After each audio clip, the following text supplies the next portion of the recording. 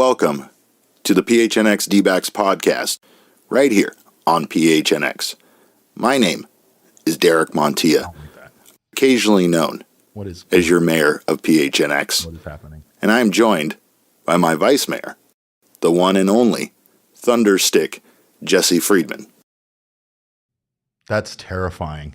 That is terrifying. The sound you just heard was my voice being cloned by AI, and it's only a matter of time until I am not needed here anymore. Welcome to the PHNX D-Backs podcast. Of course, I'm Derek. This is Jesse. We're thrilled to have you. And of course, we have a lot to talk about, including some terrifying AI news. And I guess you could say some disappointing AI news, but we promise we're real people. At least I promise you I'm a real person. I can't speak on his behalf. But Jesse, let's talk about Merrill Kelly, because I don't think he gets talked about enough. I think you kind of creep people out in the chat a little bit. Have I? Yeah. I also think that for people who are joining us here on video, they saw with their own eyes that you were in fact not speaking. Correct. As those words were being said. Correct. But there is a probably sizable group of audio listeners that have no idea what just happened. They fully believe that you just introduced the show in a kind of robotic sounding voice. Yeah. And that did not happen. Yeah. That was unsettling. When I first heard that recording, I was under the impression that Derek had recorded it just trying to sound like it was AI, like trying to sound like it was a robot. And then afterwards, I was told that that was in fact AI trying to replicate Derek's voice. And yes, it does sound a little robotic, but it also kind of sounds like you.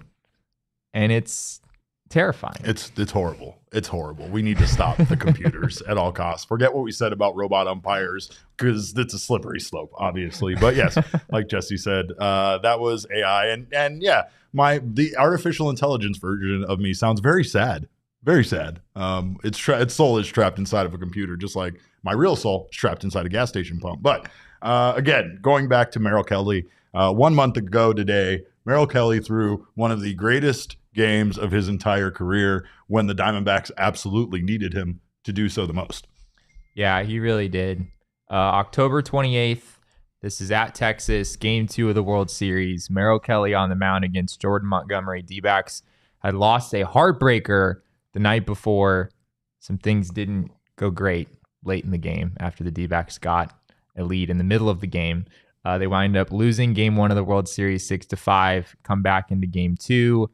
It's a pitcher's duel, Derek, throughout most of the game. Don't be misled by the 9-1 final score of Game 2 of the World Series. This game was very, very close up until the latter 3 innings of this game. Merrill Kelly, 7 innings, 3 hits, 1 run, no walks, 9 strikeouts. He had a game score of 76, which, if I'm remembering correctly, is the highest game score posted by a Diamondbacks pitcher in the postseason outside of Curt Schilling and Randy Johnson. This slid in right up there with some of their postseason starts that were a big part of how the Diamondbacks won the World Series back in 2001. Merrill Kelly was absolutely outstanding. And yes, we are maybe going to talk about the Sports Illustrated thing, if anyone's wondering why we just randomly started our show that way. Yeah, we got more on artificial intelligence and the Sports Illustrated AI scandal, as Kevin in the chat asks, and more on me being irreplaceable, of course. But Merrill Kelly also fairly irreplaceable for the Arizona Diamondbacks. And again, we've said this before, but Kelly tends to not necessarily get the credit he deserves at times. I know a lot of Diamondbacks fans value him, and I know a lot of Diamondbacks fans absolutely think very highly of him. But, again, Merrill, at times was arguably the best pitcher on this team.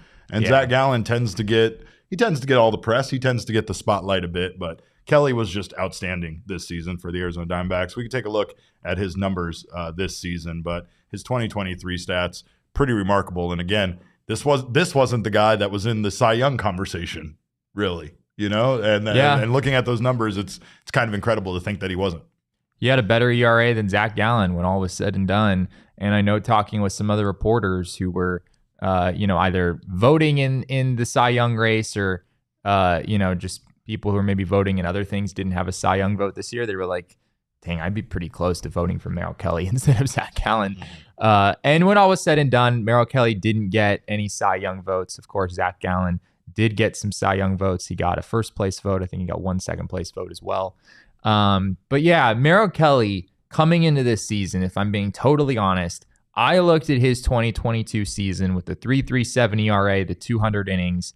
I thought it was a great year for Merrill Kelly, and I was a little bit skeptical that he would ever do anything like that again. If I'm being just totally transparent. Sure. I thought that was the best year that Merrill Kelly would ever have, maybe by a significant margin. Not that he wasn't a good pitcher, not that he wasn't criminally underrated, even after just 1 year of doing that. But he came back and he did it. He basically had the same year again. I mean, he basically did the same thing again, being one of the most productive pitchers in the National League and in all of baseball, of course. An ERA even lower, as you saw there, at 3.25, a 1.19 whip this season. He was an anchor for this team. And in the postseason, I mean, there's no question, between Zach Gallen and Merrill Kelly was more consistent for the Diamondbacks throughout that postseason run. He was a huge part of how they got as far as they did.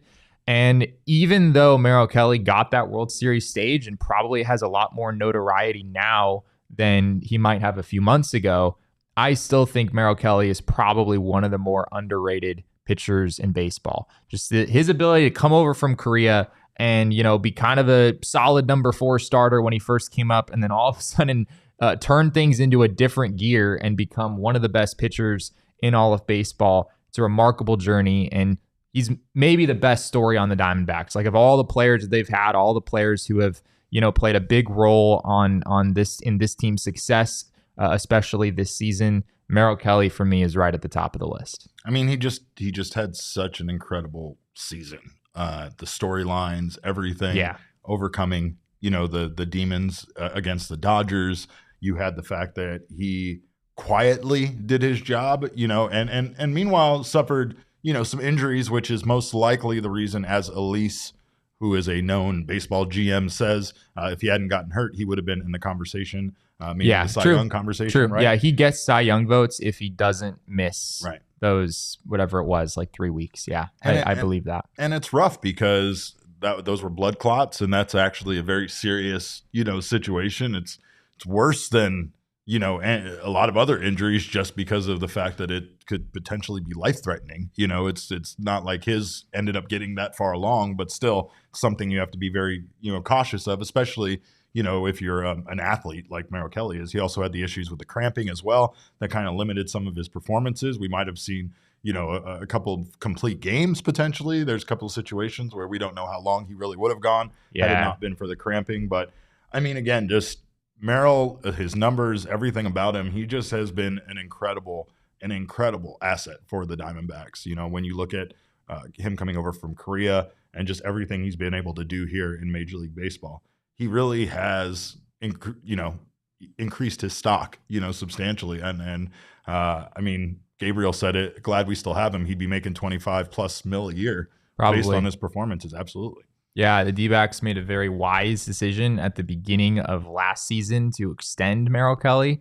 One of the more under the radar, like, excellent extensions that has been signed. And I guess from a team perspective, from Merrill Kelly's perspective, this team is very good at probably shouldn't have signed that thing. But he's been just such a huge part of this team here over the last couple of years. And the state, I mean, it's not to cut you off, but I mean, that's got to be a big part of it, because he is so connected to the state of Arizona. He's played so much of his career as a baseball player here in some form or another, right? So it's like there has to be a part of him that really enjoys getting to play, for this team in a city that he kind of grew up in and he spent a lot of time in, and just continue to be a part of Arizona's sports history. Like that's got to be at least a small impact on him signing that extension and wanting to stay here in the Valley.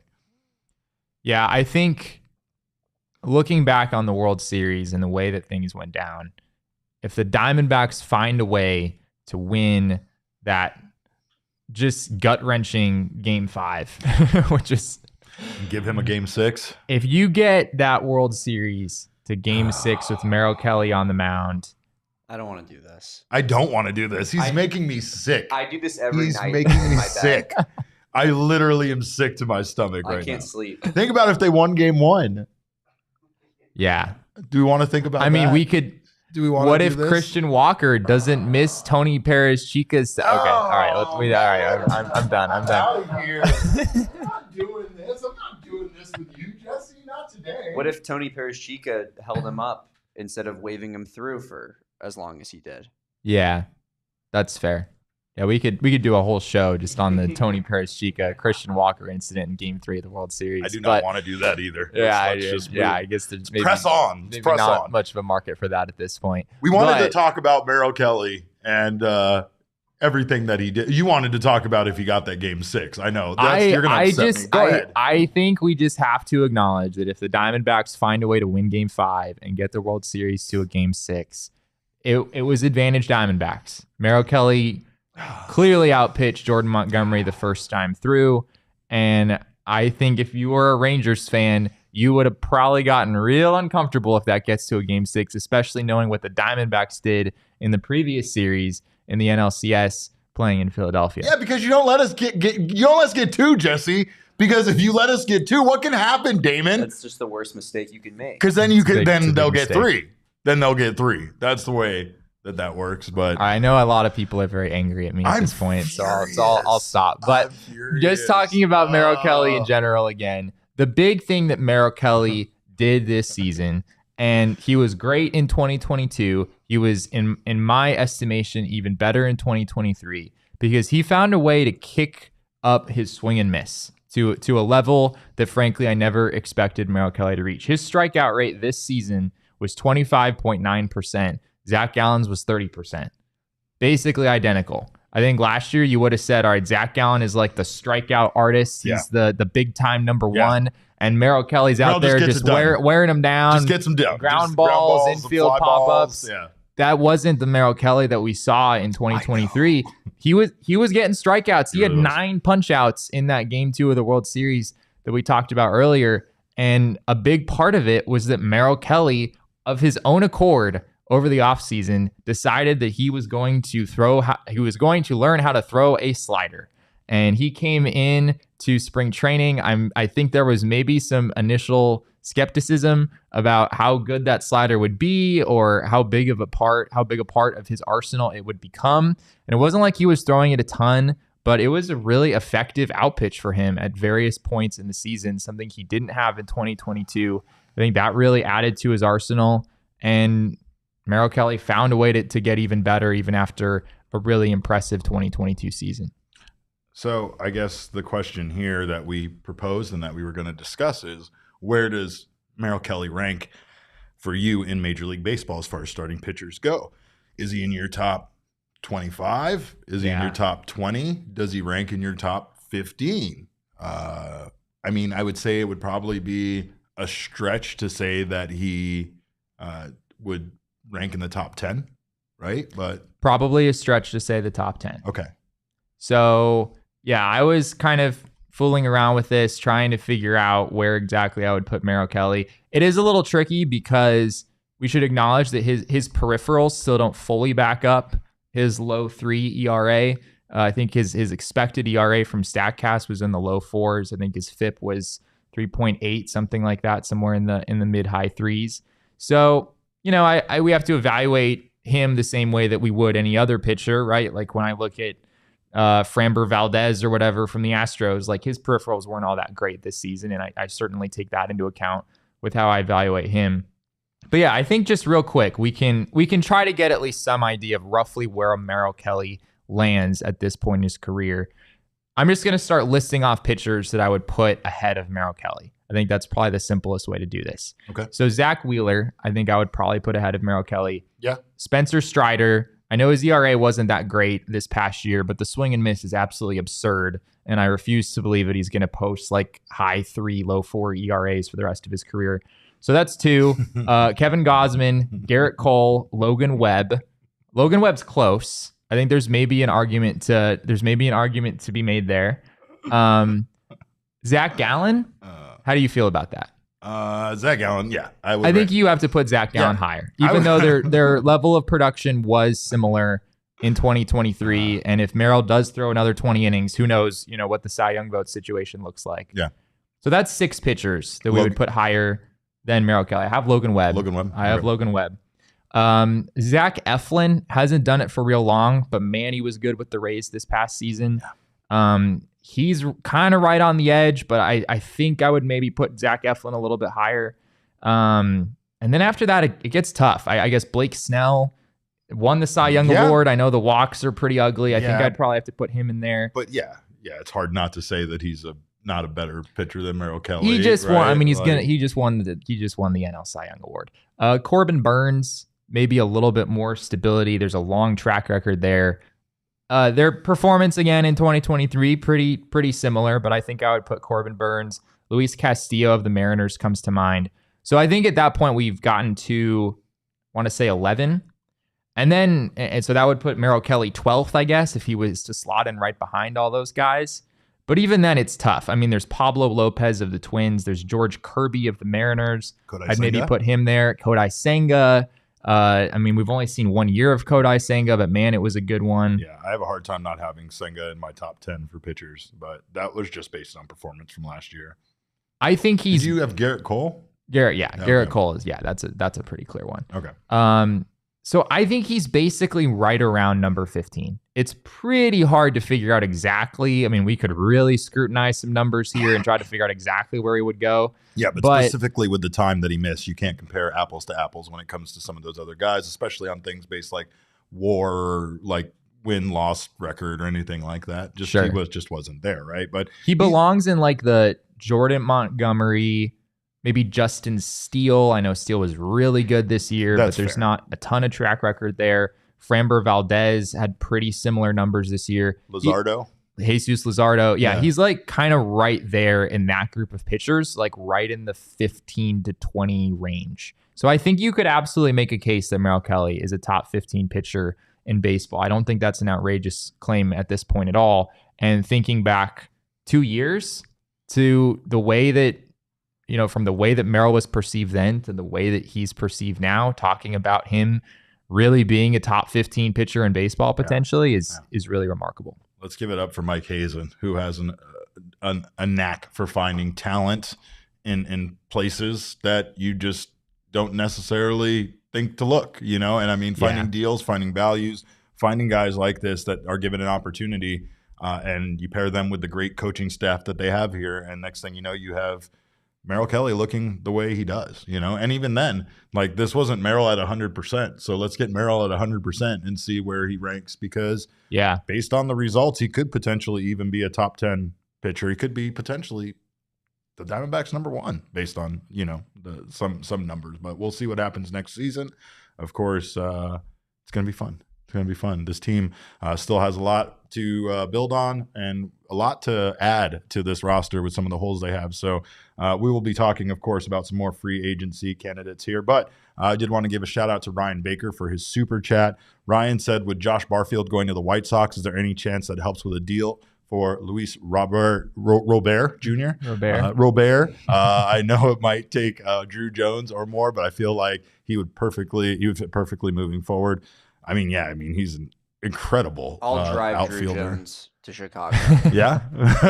Did you see there was a trade proposal floating around from a White Sox something or other? An executive? Was it Elise? It was not. No, Elise is far too reasonable for this trade proposal. I think some people probably saw it. I believe it was Alec Thomas, Drew Jones, and Yu-Min Lin. Oh, no. It's nuts. No. I think it was for Dylan Cease, though, right? Yes. Yeah, it was for Dylan Cease. Yeah, it was for Dylan Cease, who definitely does not have as much trade value as Luis Robert. So hard pass. Yeah. Does Drew Jones alone get you Luis Robert?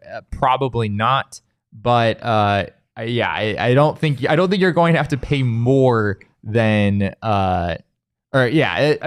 would you do not use that trade that was floating around as a benchmark for anything? I guess is what I'm trying to say. It's lies, and it could be sued for slander. Basically, is what I'm saying. I mean, maybe it wouldn't be an outrageous proposal for Dylan Cease. Maybe it wouldn't be a I kind of hate to say this. Maybe it's not totally an outrageous proposal for Luis Robert, given what the White Sox would want to move him. Well, and you get back a center fielder rather than giving up the 2 center fielders of your future for a pitcher. Right. Okay. All right, you got me a little bit more on board with that deal. That's why it makes Are you driving them both to Chicago? Name it. No, I won't drive Alec. No. I'll say farewell and shed a tear as he leaves. Like, I don't have the heart to drive him to the airport. I can't even watch him go off into the terminal. Not at all. He's under team control through 2027. So that's 4 years of club control of a really, really good player in Luis Robert, who plays a really good center field, by the way. Yeah, he does. I don't know exactly how he and Alec Thomas compare, but there probably wouldn't be. Yeah, 38 home runs this past year for the White Sox. So, I mean, does Josh Barfield going there have any impact? Yes. I would. No. He's a sleeper agent, Jesse. This is what we said. I mean, I guess, does that give the White Sox the White Sox really like the D-backs prospects now that Josh Barfield is there? I mean, Josh Barfield likes the D-backs prospect now that he's there.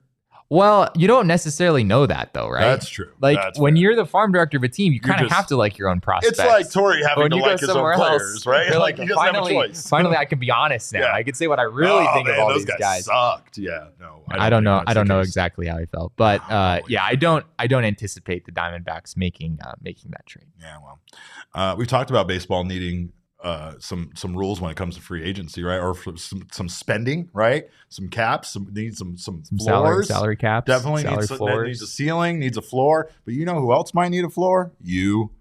And if you do, check out Empire Today, because Empire Today keeps shopping for floors simple. You like what I did there?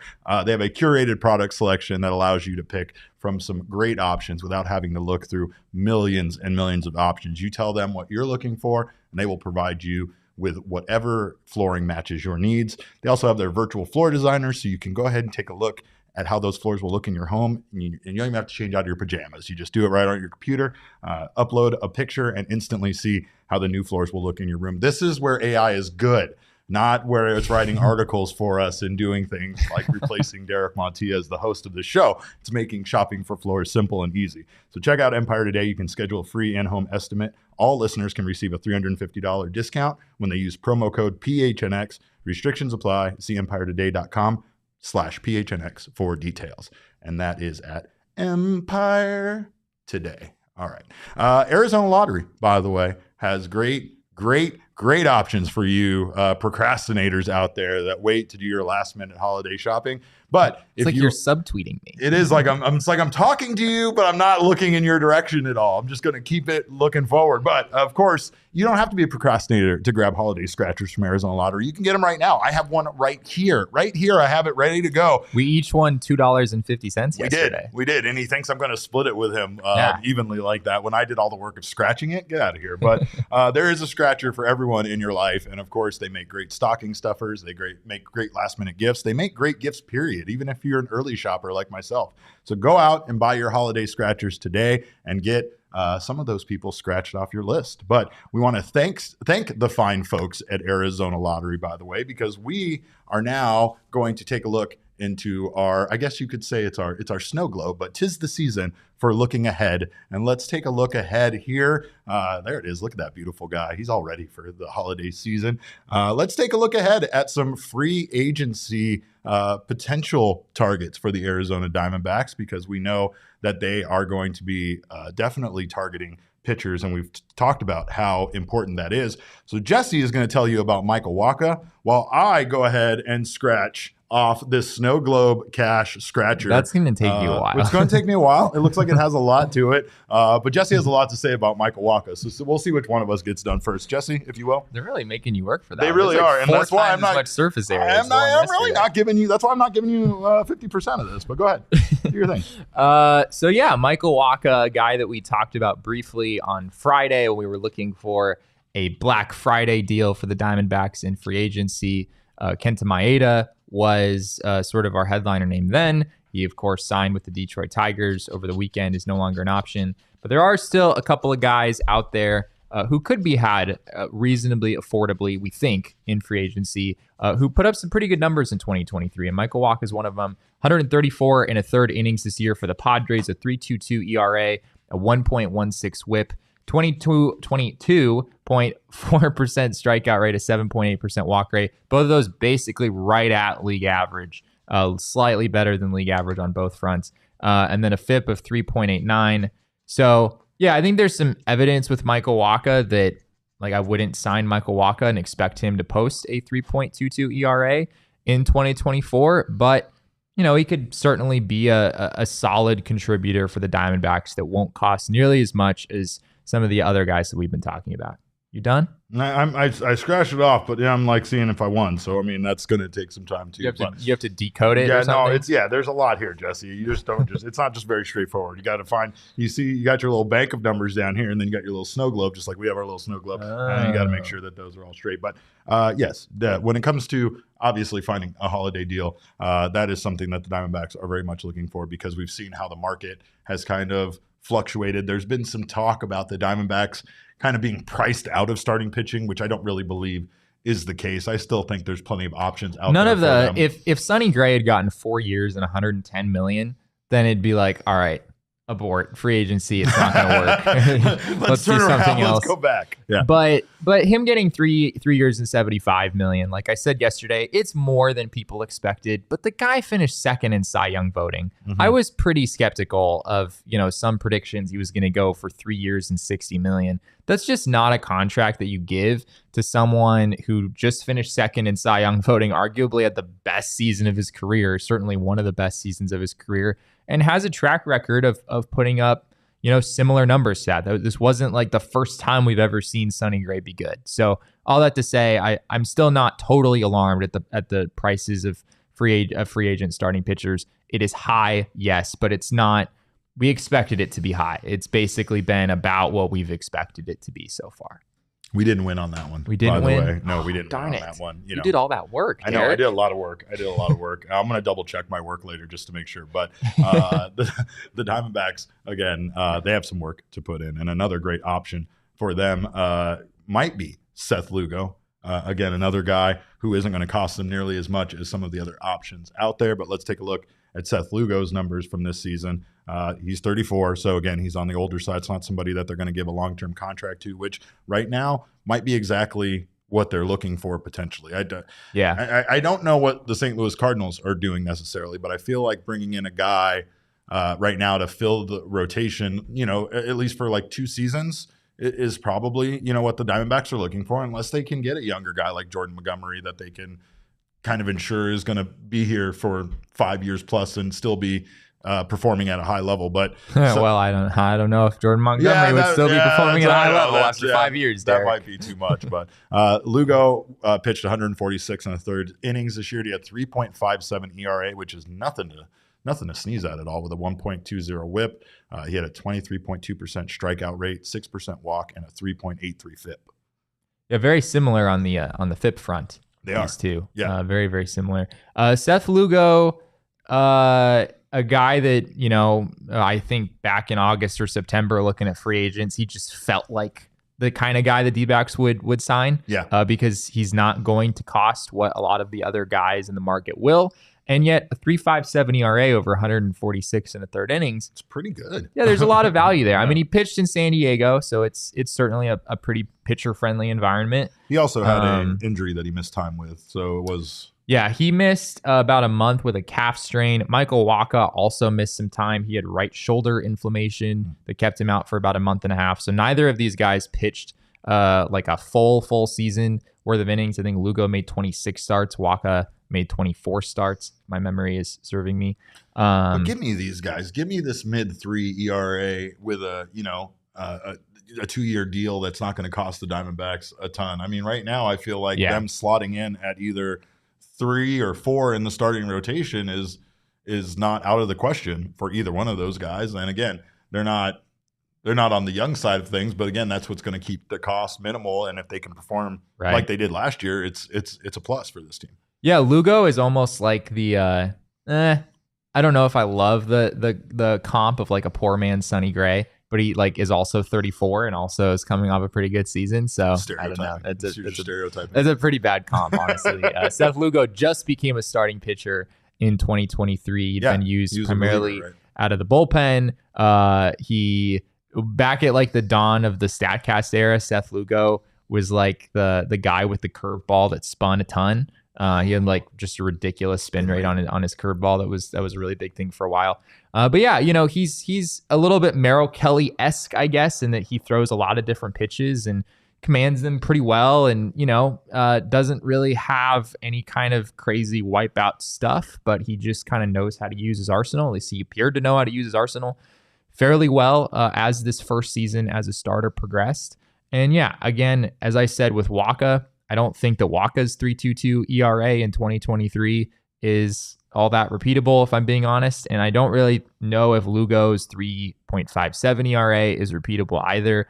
Looking under the hood at some of the numbers, I think they're probably more like 4.5 ERA type pitchers, which makes them not ideal. Like, again, you probably want the Diamondbacks to shoot a little bit higher than these guys. But from a value standpoint, I think Fangraphs has Seth Lugo getting 2 years, $26 million. They have Michael Wacha getting 3 years, $39 million. That's $13 million a year for each of these guys. I guess it makes sense that Lugo would get 2 years and Wacha would get 3. He's 2 years older. Wacha's 32, Lugo's 34. But yeah, it makes some sense. Like these would be reasonable moves for the D-backs to make, even if they're not the most exciting things that they could do. These guys are borderline Spider-Man pointing at each other. Meme, pretty right? close. Because yeah, pretty like, similar. You could get either one of these guys. Whatever one's going to cost you less might be the better way to go with. Lugo, like you said, is older. Wacha brings the fact that I can make Fozzie Bear jokes a lot if he's part of this team, which I'm very excited about. But there's also the idea here that, of course, both guys average 5.6 innings per start. Yeah, both guys had nearly the best comp same is each xERA. other. What am I yeah, saying? They are the best comp. You're absolutely right.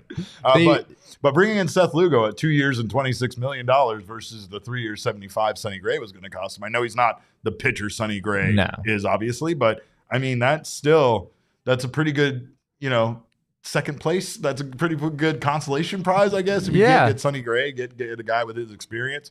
Because again, we talk about Zach Gallen being the ace of the staff, but Zach Gallen also talks about being a student of the game, and he's still very young himself, right? So bringing in guys with experience, especially that can, brush off on a Brandon Pfaadt, brush off on a, on a Zach Gallen isn't the worst thing at all. Again, they also know the Padres. There you go. You can tell all of the secrets. Yeah, exactly. I do want to say real quick, neither of these guys were good third time through the order, which no duh. I mean, it kind of goes that way for every starting pitcher, but there's a pretty significant drop off for each of them. Michael Wacha had a 590 opponent OPS the first time through, 638 OPS second time through, jumps to 854 the third time through. Jesse, it doesn't matter. After this postseason run, Torrey is never going to let a starting pitcher ever pitch against the rotation third time through ever again. It's never going to happen. Can you imagine he's just like pulling Brandon Pfaadt after like 4 innings with 52 pitches or something? Like, is this not the playoffs? This is what I do now. I'm sorry. I'm a different guy now. I'm a different manager. But thinking ahead to like if the Diamondbacks were to make the playoffs again in 2024, which, as we said yesterday, I think is kind of like the benchmark for success for them going into next season, you don't want to run into the same problem that you had before, right? Lugo and Wacha, these are guys that would give you an option, certainly a better option that the D-backs had to start game 4 or game 3. I don't know how they would order it, in a 7-game series. But these guys still are not ideal starting pitchers in the postseason. Yeah. They don't have good numbers the third time through. They would certainly be guys that you would limit to 4 or 5 innings. It's not the needle mover that maybe you'd be looking for, kind of as I said earlier. So just something to think about, thinking ahead to the postseason and what that could look like. That's very fair. Well, like we said, it is the season to go out there and get some holiday scratchers from Arizona Lottery. A great place to grab those scratchers, of course, is at Circle K. You can also fill up your gas tank, fill yourself up. You can get up to 25 cents off per gallon on your first 5 fill-ups if you join their Inner Circle program for free by downloading the Circle K app today. Terms and conditions apply at participating locations. Visit CircleK.com for details. They will send you all sorts of free gifts all the time, not just during the holiday season. They'll send you gifts year-round, including free snacks from Circle K Snacks. I got a free roller item, which includes a lot of things over at Circle K. So make sure to grab that Inner Circle app. You get all sorts of stuff for free. You can buy 5, get the 6th one free on a selection of Circle K products, as well as saving 3 cents per gallon every day after those 25 cents off on your first 5 fill-ups. So make sure to check out that Inner Circle program today. Also, check out BetMGM Sportsbook if you're interested in making your sports viewing life more interesting, more exciting. You can place your first BetMGM Sportsbook wager through the mobile application of at least $10. If you do, you'll receive $200 instantly in additional winnings regardless of your wager's outcome. All you have to do is download the Sportsbook app on iOS or Android, or visit betmgm.com and sign up with code PHNX. Deposit at least $10 into your newly created account and place a wager in that amount or more at a standard odds price. Once you have done so, you will receive $200 in bonus bets regardless of the outcome of your wager. Sign up today. Use that bonus code of PHNX. Place your first sportsbook wager again through the Sportsbook mobile application of at least $10. You'll receive $200 instantly in additional winnings regardless of your wager's outcome. Check out the show notes for full details. And now listen to Shane talk about the disclaimer. Gambling problem? Call 1-800-GAMBLER. Colorado, D.C., Illinois, Indiana, Kansas, Louisiana, Maryland, Mississippi, New Jersey, Nevada, Ohio, Pennsylvania, Tennessee, Virginia, West Virginia, Wyoming. Call 877-8-HOPE-NY or text HOPE-NY 467-369 New York. Call 1-800-327-5050 Massachusetts. 21 plus to wager. Please gamble responsibly. Call 1-800-NEXT-STEP Arizona. 1-800-BETS-OFF Iowa. 1-800-270-7117 for confidential help Michigan. 1-800-981-0023 Puerto Rico in partnership with Kansas Crossing Casino and Hotel. Visit BetMGM.com for terms and conditions. U.S. promotional offers not available in D.C., New York, or Ontario. Ontario. Still don't know why we do that. I don't, because we just do it. It's a tradition, Jesse. There's lots of traditions. What we don't know is if Shane there is the real Shane or an AI created Shane. Ooh. Right? Am I right? There's no way to prove that. And according to an article from futurism.com, we're not the only ones who don't know anything about AI or using AI. Apparently, Sports Illustrated allegedly published content from non-existent writers with AI generated headshots. That's right. They generated writers. They created basic white dude writer and made him into somebody that they kind of put like a lot like me. I guess he looked a lot like Jesse. Jesse could be somewhere on that AI generated list of pictures, but there are some allegations that even the content in the articles, the written pieces, were AI generated, and it's hard to deny it when you're reading some of the pieces, like this one that starts off by saying volleyball is one of the most popular sports in the world, and for good reason. What? Not soccer, Jesse. Not F1 racing. Not baseball or basketball or any of those. Volleyball. And then it goes on to say you don't need a volleyball to practice, but it's like a good idea too and stuff. It's all sorts of weird. But basically, that statement is mind-numbingly general. Volleyball is one of the most popular sports in the world, and for good reason. Everything in that particular article. That's the sentence that you write in like your 8th grade English class that your English teacher like X's out in red because it's like it doesn't. What are you doing? Say something interesting. Yeah. You're not really adding anything by saying that. Right. The Arena Group, which is Sports Illustrated's publisher, because Sports Illustrated was like not real. It's like just the title Sports Illustrated or whatever. I don't really get it, but basically the Arena Group owns Sports Illustrated, and they said that they were contracting a third-party company called Advon Commerce for content in order to put up these articles. And again, they weren't actually like pieces. You weren't getting AI generated like updates on the Arizona Cardinals or anything. These were mostly like fluff pieces just added in for additional content. They were like this one was reviewing different kinds of volleyballs, for instance. And that seemed to be what fake writer Drew Ortiz specialized in, was fake product reviews. So this was almost like, I don't even know, this might have been paid content, like by maybe partners in order for them to review their products or whatever the case may be. But they didn't want to necessarily put the work into having real people test these volleyballs out, Jesse. So they let the AI just go ahead and handle it. And the Arena Group and Advon Commerce, they continue to assert that only the writers' bios were AI generated, and they did that to protect privacy. They did it to protect the writer's privacy, when we'd all know how Jesse does not want to ever be credited for any of the work that he does. So that's definitely tracks. But it would seem like some of the articles, again, were definitely AI generated. And it's just terrible. It's terrible because right now we're living in a world where AI is not fully understood by a lot of people. No, we've taken up some no, apps. It's gonna take my job. It's gonna ruin my life. It absolutely. Did you not hear the opening, Damon? Can you play the opening again? This is not me, folks. This is an AI cloning app that I found, that I uploaded an episode of our show, and I requested it to say the intro. Damon, if you would. Hello and welcome to the PHNX D-backs podcast, right here on PHNX. My name is Derek Montia. No, occasionally you're a robot. As your mayor of PHNX. I'm Derek Montia. And I'm joined by my vice mayor, the one and only Thunderstick Jesse Friedman.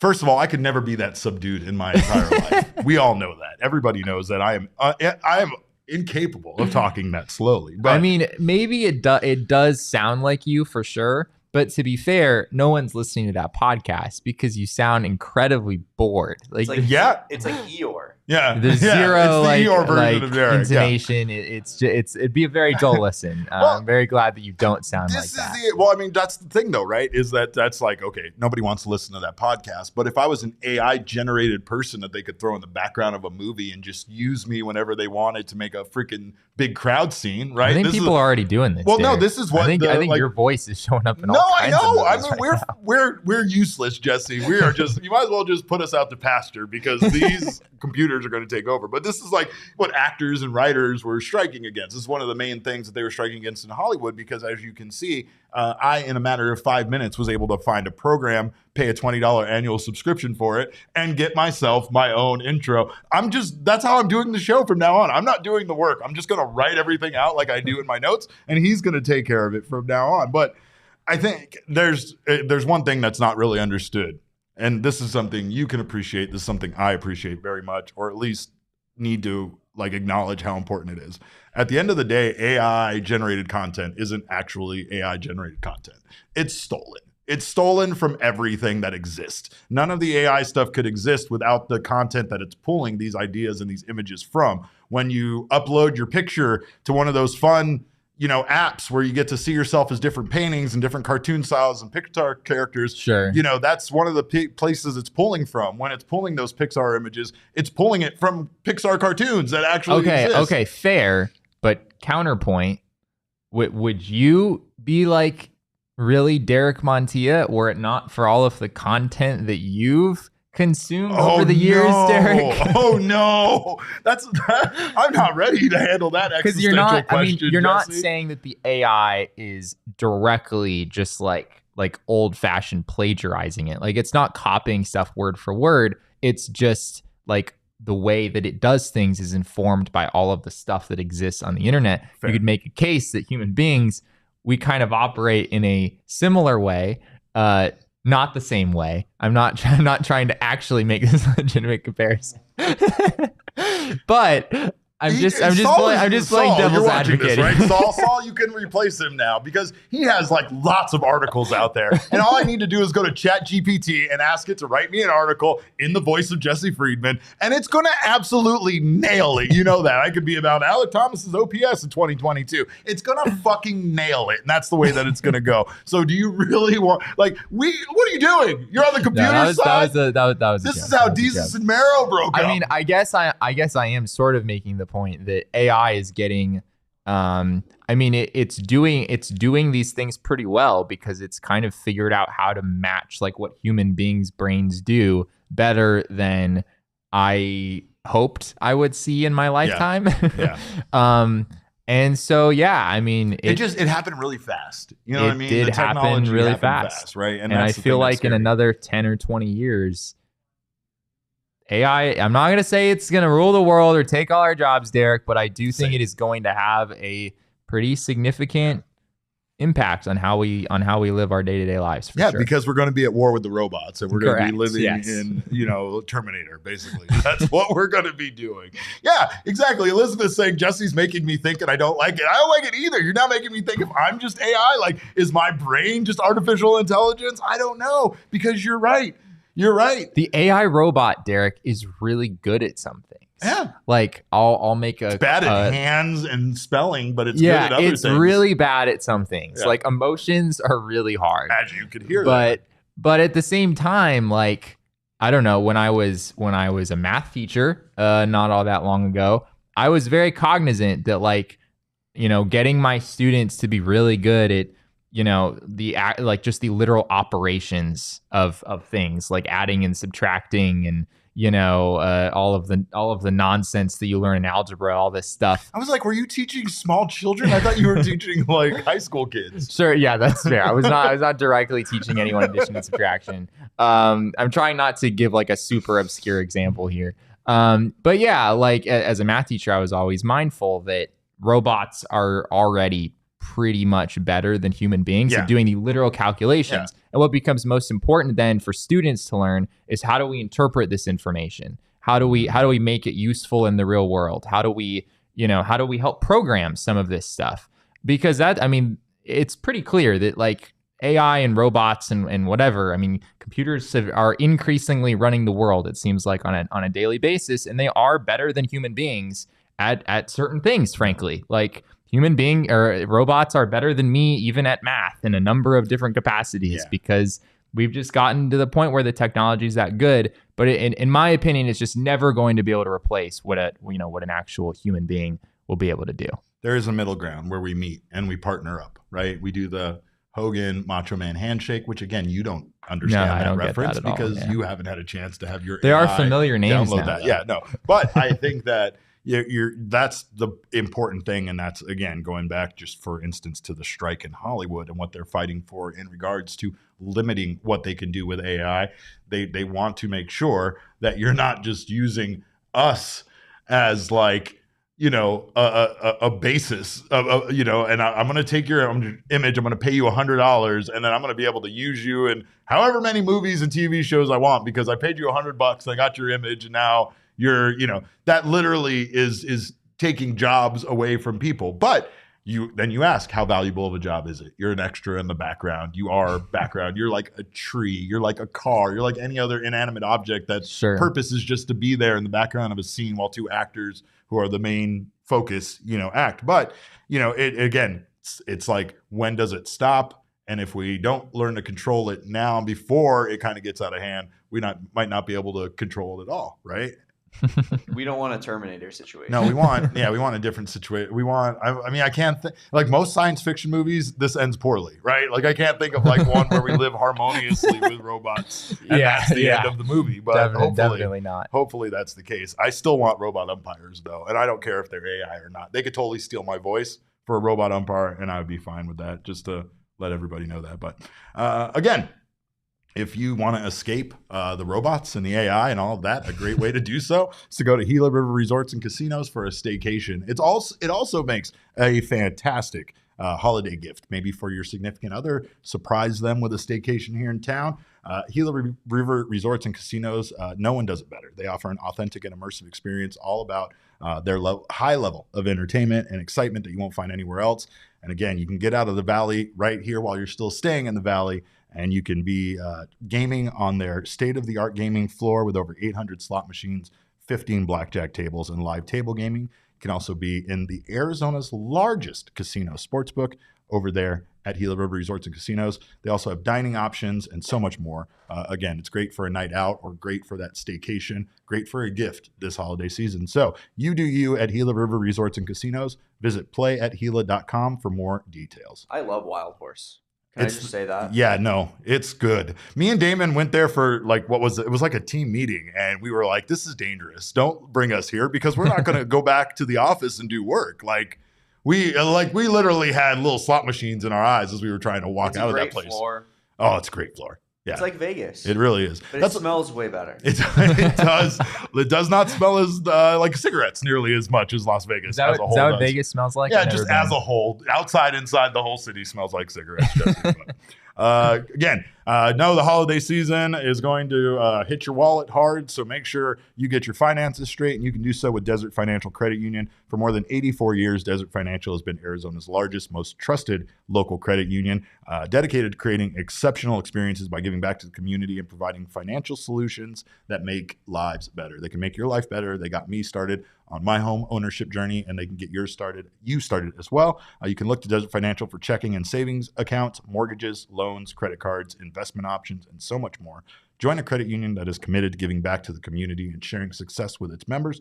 When you open a free checking account online today, you'll get $200 in bonuses. Get started by visiting desertfinancial.com/200. I could use $200 right now. With how much money I spent over the course of this weekend. That's for sure. I went a little crazy yesterday, Derek. This is wild to hear. I feel really gross when I spend more than like $100 on anything. So that's funny. I think I crossed that threshold on Cyber Monday. I did not feel good about it. I felt gross after I passed my first $1,000. Jesse. Golly. So we are in two different boats. But I will say that a lot of that money was spent over at the PHNXlocker.com. And of course, there are still some great shirts, great options, great stuff for you guys to get over there at the PHNXlocker.com. Grab yourself a diehard membership and you will get your shirt of your choice for free right now over at the PHNXlocker.com. So check out all the things we have to offer. Get that diehard membership. Look at that beautiful National League Rookie of the Year shirt. You can get that over at the Locker and so much more. You get Jesse's newsletter if you become a diehard member. You also get access to our members-only Discord lounge and so much more. It is the best place to be an Arizona sports fan. So come over here, join the family at PHNX over at gophnx.com. Well, that's all I got for you guys. You drop a like before you go. We always appreciate that. I mean, Gabby's showing up late, but I get it. He's got holiday shopping to do himself. I think AI Derek still has a lot more to say. No, I don't want to listen to AI Derek we'll anymore. Sign off. I'm going to have nightmares about that. But yeah, I am going to make the use of that year-long subscription for sure. So AI Derek will be back. You purchased a subscription? I really did. It was on a holiday sale. It's $20 for a whole year. It almost pays for itself, to be honest. But you can make sure to visit the real Derek Montilla. I am at cap_caveman with a K. I don't know what the fake AI Derek's Twitter handle is, but you can figure that out. Jesse's at Jesse N. Friedman. Of course, People's producer, Damon, is at Damon Dog. That's DAWG. We are Damon's Dogs. Bark. Yeah. Got that time. See, I adjusted to you. Yeah. You came to me. What a change of pace. By the way, Jesse and I absolutely were tossing some bags last night at Cornhole. Even though we didn't win our series, I felt like we still won. We still got more points overall. So I think we still won, even though we didn't technically win. I guess we were like Dodgers isn't a perfect analogy here, but like our overall point differential was quite good, even though we lost. Yeah. So it feels like there's a Dodgers analogy built in there and look, somewhere. Now there's some trust built between us. I think I got a solid partner, when we go out and do these cornhole I kind of events. carried us some of Some of it. That felt like a really personal shot. The insults. Oh man, the insults. Do we not remember who sank like 3 bags in a row at one point? Yeah. At one point. At one point. It did. It happened once. Anyway, I'm not going to stand here for this slander anymore, so I'm going to wrap it up. But of course, you can follow us at PHNX_DBacks. But of course, all roads lead to at PHNX_sports on Twitter, Instagram, and Facebook. We thank you guys so much for stopping by, being here in the chat. Appreciate you as always. And remember, kids, baseball is fun, but it is so much more fun when you're a real human being and not AI. We all silly like the mayor.